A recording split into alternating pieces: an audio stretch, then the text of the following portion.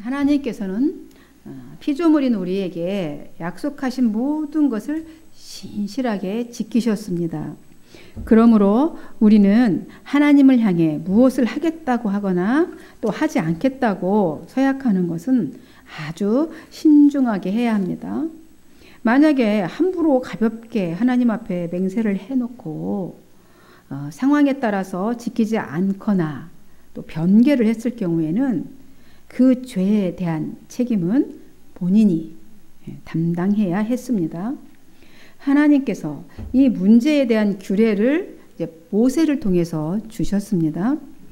사람이 하나님께 서운하거나 서약한 것은 깨뜨리지 말고 입으로 말한 것은 그대로 이행하라.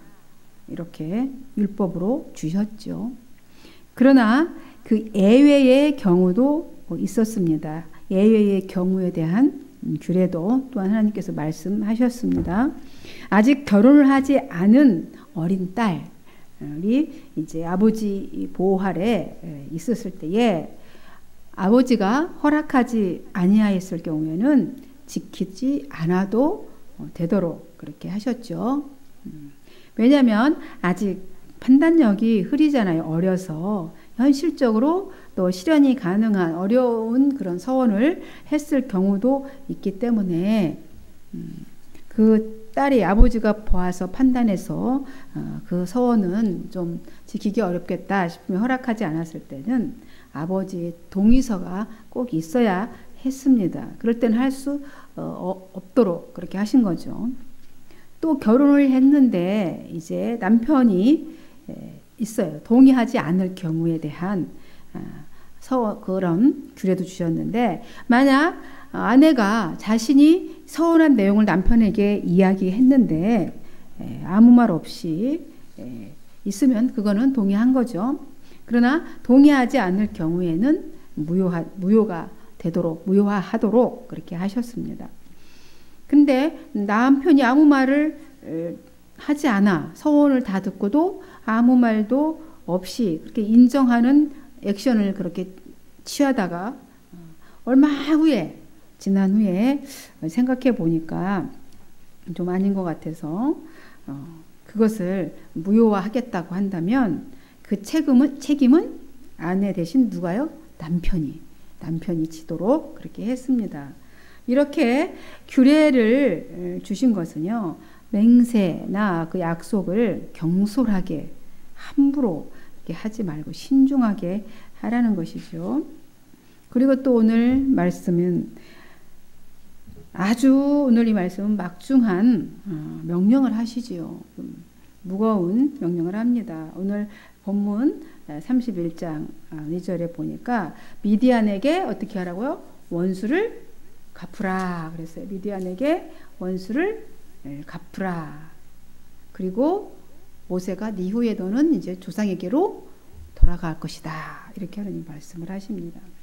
그러니까 40년 동안 이스라엘을 이끌어왔던 모세, 이제 모세에게 이제 미디안의 원수 갚는 전쟁, 그것을 마지막 직무, 마지막 사역으로 수행하라고 명령하고 계십니다. 사실 이스라엘과 미디안의 관계는 혈족 관계이기도 합니다. 또 모세와도 관계가 있지요. 미디안, 그죠? 미디안은 아브라함의 후처 그두라, 알죠? 창세기 25장에, 그죠? 아브라함의 후처 사라가 죽고 그두라와 결혼을 했는데 거기서 낳은 아들 중에 미디안이 있습니다. 이 미디안은 그래서 혈족 관계이기도 합니다. 이스라엘과는. 그래서 모세가 또 애굽 사람을 죽이고 도망간 곳이 어디였죠? 미디안 광야였잖아요.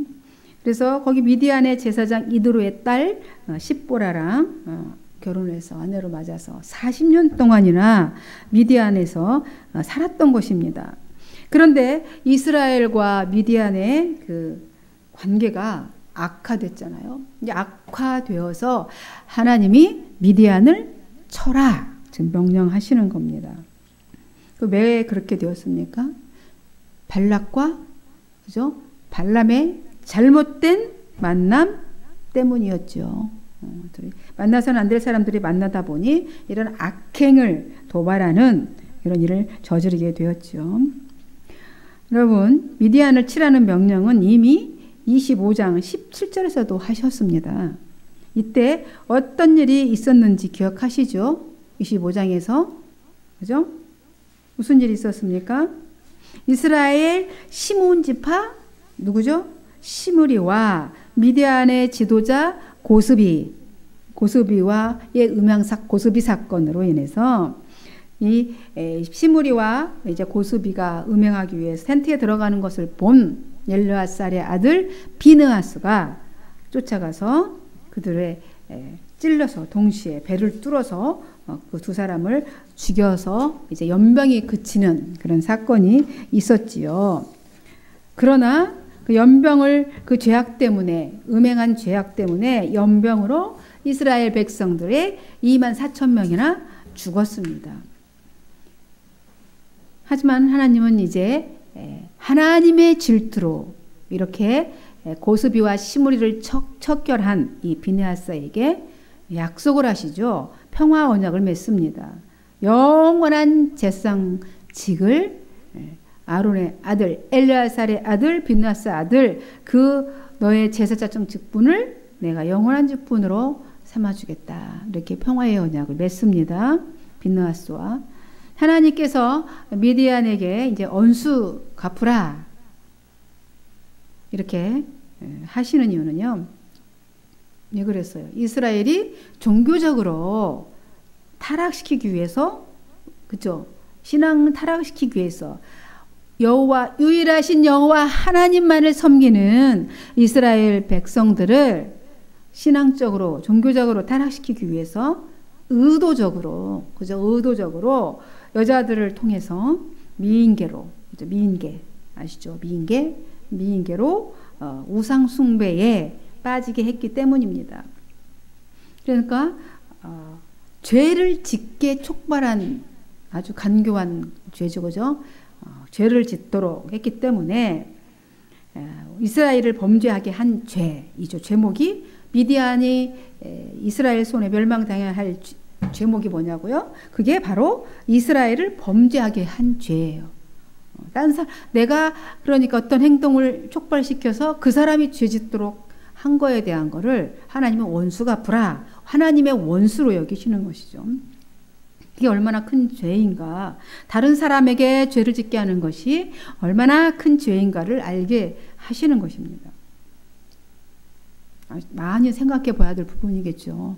우리가 혹시라도 이 말씀 딱 보는 순간, 그죠?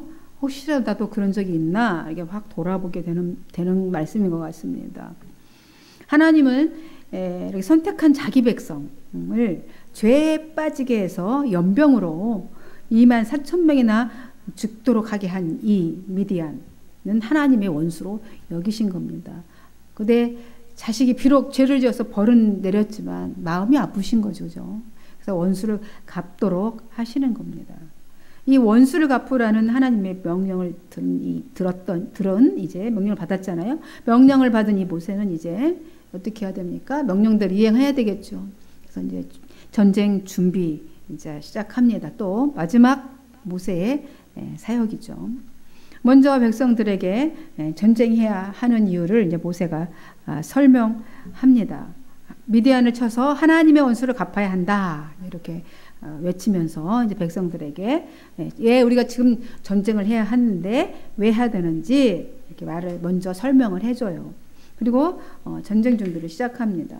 어떻게 전쟁 준비합니까? 이제 모세는 전쟁에 나갈 만한 사람들을 뽑아서 무장시키도록 해라. 이렇게 합니다. 먼저 지금 가나안 정복 전쟁이 아니지요. 이거는 가기 전에 지금 미디안을 치는 전쟁입니다. 그런데 각 지파마다 1,000명씩을 뽑아라 해서 이제 12,000명이 되는 거죠. 12지파니까 각 지파마다 1,000명씩을 뽑아라. 그리고 무장하라고 합니다. 이들을 이제 전쟁터로 무장시켜서 이제 내보내면서 이제 그들만 내보내지 않고 누구도 비느하스, 그죠? 제사장 제사장을 함께 내보냅니다. 누가 나가냐면 엘르아살의 아들 비느하스가 앞장서서 이제 나갑니다. 왜냐하면 대제사장의 자리를 엘르아살은 비울 수가 없죠. 자기가 그 자리를. 왜냐하면 대제사장은 자기 부모가 죽어도 못 가잖아요. 왜냐하면 혹시 죽음을 보거나 부정한 일을 당하면 제사를 드릴 수 없기 때문에 성소에서 꼼짝할 수 없어요. 그래서 그 아들 비느하스가 이제 전쟁터로 나갑니다. 어떠한 형편에도 이제 엘르아살은 성소 안에 있어야 되는 거죠. 또한 혹여 이제 시체를 전쟁터에 나가게 되면 뭐 시체를 볼 수밖에 없는 거고 또 접할 수밖에 없겠죠. 전쟁터에 이제 가게 되면 그럴 위험이 있기 때문에 이제 비느하스가 나갈 수밖에 없죠. 비느하스는 이제 성소의 이런 기구들을 가지고 이제 또 전쟁 나팔을 제사장이 불어야 되잖아요. 그러니까 전쟁 신호용 나팔을 들고 이제 12,000명의 무장 용사들과 함께 이제 전쟁에 나갑니다. 이렇게 이런 성전 기구와 나팔을 들고 제사장이 함께 가는 것은 이제 상징적인 것이죠. 하나님의 임재하기를 바라는 그런 상징적인 행위이고 모든 그 안에 여호와의 하나님을 믿는 이런 종교인들뿐만 아니라 신앙인들뿐만 아니라 그때에 모든 사람들이 그런 관행이었죠. 자기 신들을 이제 전쟁터로 와서 자기 신과 함께 신들의 전쟁인 거죠. 쉽게 얘기하면 그렇게 전쟁을 했습니다. 고대 때 그런 관행이었어요. 그래서 비느하스가 이제 그렇게 성소의 여러 기구들과 신호를 하기 위해서 나팔을 들고 이제 함께 갔습니다. 이제 무장 이스라엘이 이제 12,000명 이제 미디안 치러 이제 가죠. 이제 어떻게 그렇게 했는지 7절에서 11절까지 우리가 아까 읽었는데 이렇게 했죠. 그들이 여호와께서 모세에게 명령하신 대로 미디안을 쳐서 남자를 다 죽이고 그죠? 죽였어요. 그리고 그 죽인 자 외에 미디안의 5왕도 죽였어요. 미디안 그 안에 미디안 족속 안에 5왕이 있었대요. 이 5왕들은 아모리 시온왕의 이제 방백들로서 이제 독자적으로 자기들이 이제 도시 국가를 이루고 왕이라고 하는 거죠. 영주 정도 되는 거죠. 그들이 이름 쭉 나왔습니다. 미디안의 왕들은 에유와 레겜과 스루와 후루와 레바이며 또 부올의 아들 거기서 발람도 쳐 죽였습니다. 그렇죠. 발람 쳐 죽였어요. 그리고 이스라엘 자손이 미디안의 부녀들과 그들의 아이들을 사로잡고 그들의 가축과 양떼와 재물을 다 탈취하고 그랬습니다. 미디안에 완전히 원수가 불하 했는데 이제 그들을 다 탈취하고 이제 포로로 잡아서 돌아옵니다. 발람도 죽이고 그리고 여자와 아이들은 포로로 잡고 이제 온갖 재산 보니까 뭐 탈취물들 뭐 이런 것들을 갖고 또 성읍들은 다 불살라 없애고 마을들은 그들을 이제 왔습니다. 승리한 이스라엘군은 이제 사람과 이제 가축 또 온갖 재물 탈취한 것들을 전리품으로 삼고 이제 이걸 가지고 이제 진영으로 돌아옵니다. 완전한 승리였습니다. 12,000명으로 이렇게 5왕을 쳐 죽이고 다 탈취하고 온 마을을 다 점령하고 쫓아내고 이렇게 돌아오는 것이죠. 이것이 하나님의 백성을 대적한 그죠? 결과입니다. 하나님의 백성을 대적한 자는 반드시 하나님이 원수를 갚아 주신다는 것이죠. 미디안 족속들이 이스라엘 백성에게 이제 괴계 이런 술수를 써서 유혹으로 멸망하게 하려 한 것은 하나님을 대적하는 행위였기 때문에 하나님이 함께 그 전쟁에 진멸하는 그 장소에 함께 가셔서 이기도록 하신 겁니다. 하나님을 대적한다는 것은 그래서 스스로 멸망을 자초하는 것입니다. 불의는 의를 대적할 수가 없어요. 하나님이 불의를 할 수가 없잖아요. 하나님은 의이신데 선하신데 완전한 선이신데 이것은 성경이 가르쳐주는 불변의 진리죠. 불의가 의를 이길 수는 없어요. 대적할 수 없는 겁니다. 그건 죽음밖에 없어요.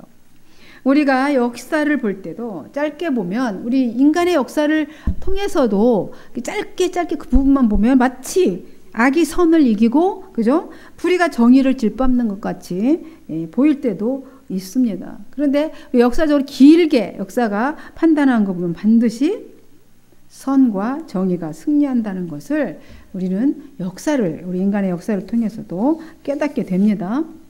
하나님은 불의가 불의가 그렇게 멸망함으로 하나님을 대적했던 세력들이 그렇게 멸망함으로 하나님의 의가 드러나도록 미디안을 치라 그렇게 명령하신 겁니다.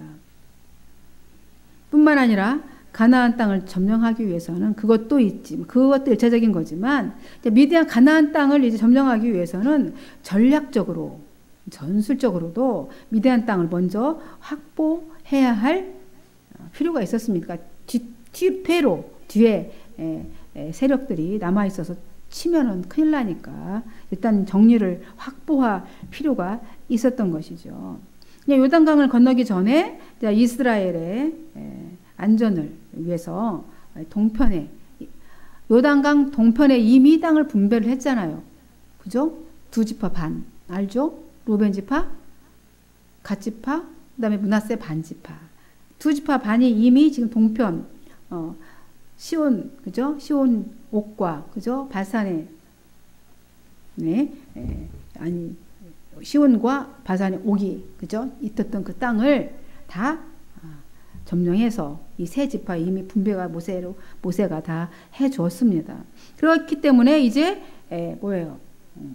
동편에 그들이 거기 정착을 하고 살 수 있으려면은 이제 그 장애가 되는 미디안이 계속 깐죽거리고 와서 그들을 괴롭히면 안 되니 완전하게 그것도 안전을 확보해야 할 필요가 있었던 것이죠.